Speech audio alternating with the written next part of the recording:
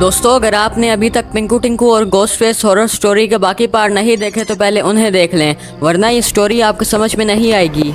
पिछली वीडियो में हमने देखा था पिंकू टिंकू सैंडी की मामा को ढूंढने के लिए उस सुरंग के अंदर चले जाते हैं और देखते हैं कि वहाँ गोस्ट फेस ने कई लोगों को मारकर उनकी लाशों के टुकड़े कर दिए हैं। ये देखकर ये तीनों बहुत ज्यादा घबरा जाते हैं और आगे की ओर बढ़ते हैं।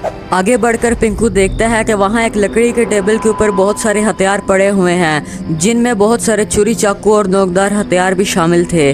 तभी इनकी नज़र पास में रखे एक लकड़ी के टेबल के ऊपर रखी लाश पर जाती है।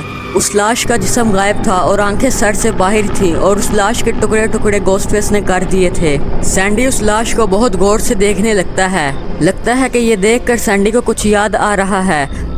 और ये क्या? सैंडी तो रोने लगता है कि ये लाश सैंडी के किसी जानने वाले की है। कहीं ये लाश सैंडी की मामा की तो नहीं है। सैंडी को रोता हुआ देखकर पिंकू सैंडी को चुप करवाता है और उससे उसकी रोने की वजह पूछता है। तभी सैंडी पिंकू को बताता है कि ये उसकी मामा की लाश है और वो अब इस दुनिया में नहीं रही। गोस्टफेस ने उन्हें मार डाला है। अब ये तीनों अपनी जान बचाने के लिए यहाँ से बाहर निकलने का रास्ता ढूंढ रहे होते हैं। तभी पिंकू ऊपर की तरफ इशारा करता है और कहता है, पिंकू वो देखो, वहाँ ऊपर जाने का एक रास्ता है। सामने सीढ़ियों के थोड़ा सा ऊपर एक दरवाज़ा लगा हुआ था और यहाँ गोस्टफेस को भी होश आ जाती है और गोस्टफेस हवा में उड़ने लगता है और खड़ा हो जाता है। और तभी गोस्टफेस हवा में उड़कर गायब हो जाता है। यहाँ पिंकू भी दरवाजे को खोल लेता है और अब ये दोनों सबसे पहले सैंडी को पकड़कर ऊपर चढ़ाते हैं और सैंडी बहुत ही आसानी से ऊपर चढ़ जाता है। अब टिंकू की बारी है और टिंकू भी बहुत आसानी से ऊपर चढ़ जाता है। ऊपर चढ़ने के बाद टिंकू पिंकू से कहता है, पिंकू हम आगे जा रहे हैं, तुम हमारे पीछे पीछे आ जाना। और तभी वहाँ पर गोस्टफेस आ जाता है और सैंडी को देखने लगता है। तभी सैंडी गोस्टफेस को देखकर दौड़ लगा लेता है और गोस्टफेस सैंडी के मुंह पर हाथ रखकर गायब हो जाता है और पीछे वाला दरवाज़ा भी बंद हो जाता है। गोस्टफेस सैंडी को उन नोकदार हथियार के पास ले जाता है और वहाँ गोस्टफेस सैंडी को गिरा देता है, जिसकी वजह से वो नोकदार हथियार सैंडी के आर पार हो जाते हैं और सैंडी की आंखें बाहर निकल जाती हैं। और अब आगे की स्टोरी देखते हैं। अब बेचारा सैंडी दर्द के मारे तड़पने लगता है। गोस्टफेस ने सैंडी की आंखें निकाल कर उसके साथ बहुत बुरा सलूक किया है और थोड़ी ही देर बाद गोस्टफेस साइड की ओर पलटता है और आगे बढ़ने लगता है। गोस्टफेस सैंडी को यहाँ तड़पते हुए छोड़कर चले जाता है। गोस्टफेस ने सैंडी के साथ बहुत खतरनाक सलूक किया है। आखिर सैंडी ने गोस्टफेस का बिगाड़ा ही क्या था। अब गोस्टफेस पास में लकड़ी की टेबल के ऊपर रखे चेनसा की ओर बढ़ता है और उस चेनसा को गौर से देखने लगता है कि गोस्टफेस के दिमाग में कुछ चल रहा है। चेनसा को देखने के थोड़ी ही देर बाद गोस्टफेस अपना चाकू उस लकड़ी के टेबल के ऊपर रख देता है और साइड की ओर बढ़ता है। और थोड़ी ही देर बाद गोस्टफेस उस चेनसा मशीन को उठा लेता है और तभी गोस्टफेस उस चेनसा मशीन को ऑन करता है और वो मशीन ऑन हो जाती है। लगता है कि गोस्टफेस सैंडी को तड़पते हुए नहीं देख सकता, इसलिए चेनसा की मदद से गोस्टफेस सैंडी के टुकड़े कर देगा ताकि सैंडी को ज़्यादा देर तक तड़पना ना पड़े। और यहाँ टिंकू पिंकू दरवाजे को अपनी पूरी जान लगाकर खोलने की कोशिश करते हैं, मगर कोई फ़ायदा नहीं होता। और थोड़ी ही देर बाद पिंकू पलटता है और पिंकू को ना का इशारा कर देता है।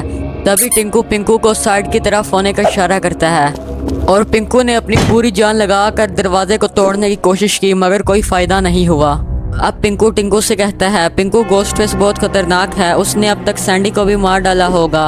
हमें अब अपनी जान बचाकर यहाँ से निकलना चाहिए, वरना हमारा हश्र भी वही होगा जो बाहर सबका हुआ है। ये सुनकर टिंकू हाँ में सर हिलाता है और पिंकू को कहता है, पिंकू तुम सही कह रहे हो, चलो यहाँ से निकलते हैं। अब पिंकू टिंकू आगे की तरफ चले जाते हैं और यहाँ पर गोस्टफेस चेनसा मशीन को लेकर सैंडी के पास आ जाता है।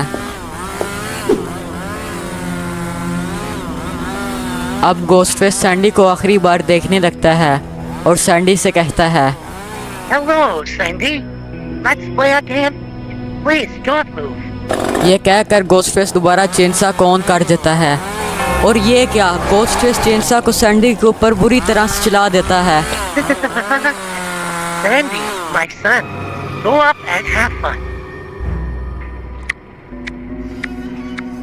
गोस्टफेस ने बहुत बुरी तरह से सैंडी के 2 टुकड़े कर दिए हैं यहाँ पिंकू टिंकू आगे बढ़कर रुक जाते हैं और इधर उधर देखने लगते हैं। ये देखते हैं कि सामने एक बड़ा सारा हॉल है जिसमें पुराना सामान पड़ा हुआ है।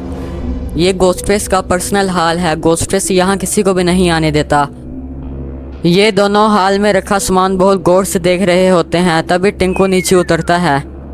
अब टिंकू पिंकू को नीचे आने का इशारा करता है। लगता है कि पिंकू नीचे आने से घबरा रहा है।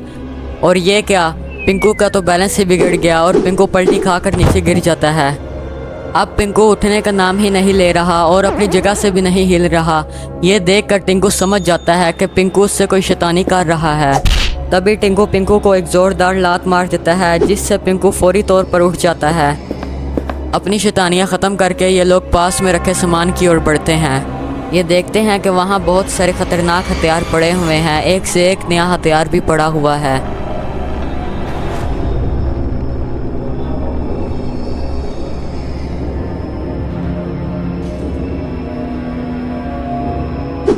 ये देखकर टिंकू पिंकू से कहता है, पिंकू मुझे तो लगता है कि घोस्टफेस अपना सारा हथियार और सामान यहाँ पर ही रखता है। हाँ पिंकू, तुम ठीक कह रहे हो, मगर हमें इस वक्त घोस्टफेस की बजाय बाहर निकलने का रास्ता ढूंढने की बात करनी चाहिए। ठीक है पिंकू, चलो आगे चलकर बाहर निकलने का रास्ता ढूंढते हैं।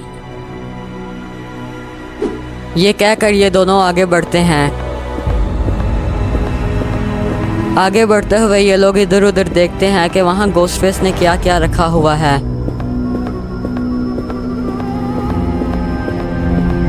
अब इन दोनों की नज़र सामने रखे हुए घोस्टफेस के कॉस्ट्यूम्स पर जाती है। ये देखते हैं कि इनके सामने कई सारे घोस्टफेस के कॉस्ट्यूम्स पड़े हैं। ये देखकर ये दोनों हैरान हो जाते हैं और उन कॉस्ट्यूम्स को देखने लगते हैं।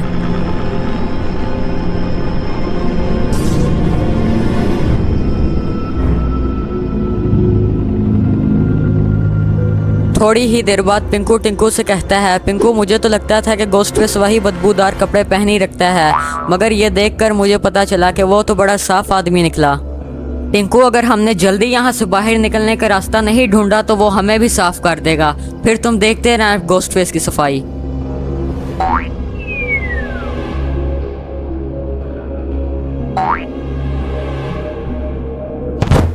अब इन दोनों को कोई आवाज़ सुनाई देती है। तभी पिंकू टिंकू से कहता है, टिंकू क्या तुम्हें कोई आवाज़ सुनाई दी? हाँ पिंकू, मुझे भी वो आवाज़ सुनाई दी। कहीं घोस्टफेस तो नहीं आ गया? चलो पिंकू, चलकर देखते हैं कि वहाँ क्या हो रहा है। ये कहकर ये दोनों आगे बढ़ते हैं। अब ये दोनों टूटी हुई लकड़ी की अलमारी के पीछे से छुप कर देख रहे होते हैं, मगर इन्हें वहाँ कुछ भी दिखाई नहीं देता। और ये क्या, ये तो घोस्टफेस है। घोस्टफेस यहाँ आ चुका है। मुझे लगता है कि पिंकू टिंकू का अब यहाँ से बच पाना बहुत ही मुश्किल है, क्योंकि उनको बाहर निकलने का रास्ता भी नहीं मिला और अब यहाँ पर घोस्टफेस भी आ गया है। मुझे नहीं लगता कि पिंकू टिंकू आज बचकर यहाँ से जा पाएंगे। आते साथ ही घोस्टफेस उन खतरनाक हथियार की ओर बढ़ता है। लगता है कि घोस्टफेस पिंकू टिंकू को मारने के लिए यहाँ से एक हथियार लेने आया है। घोस्टफेस उन खतरनाक हथियार में से एक हथियार को उठा लेता है और ये सब पिंकू टिंकू भी देख रहे होते हैं। अब घोस्टफेस आगे की ओर बढ़ता है। लगता है कि घोस्टफेस पिंकू टिंकू को ढूंढ रहा है और ये देखकर पिंकू टिंकू भी छुप जाते हैं। अपने पिंकू टिंकू भी बहुत होशियार हैं। दोस्तों, अब क्या होगा? क्या ये दोनों यहाँ से बचकर निकल पाएंगे या फिर इनका भी वही हाल होगा जो सैंडी का हुआ है? ये सब हम देखेंगे पार्ट 6 में। अगर आपको हमारी वीडियो अच्छी लगी है तो हमारी वीडियो को लाइक और चैनल को सब्सक्राइब करके ऑल नोटिफिकेशन ऑन कर दें और इस वीडियो के नीचे छोटा सा कमेंट भी कर दें।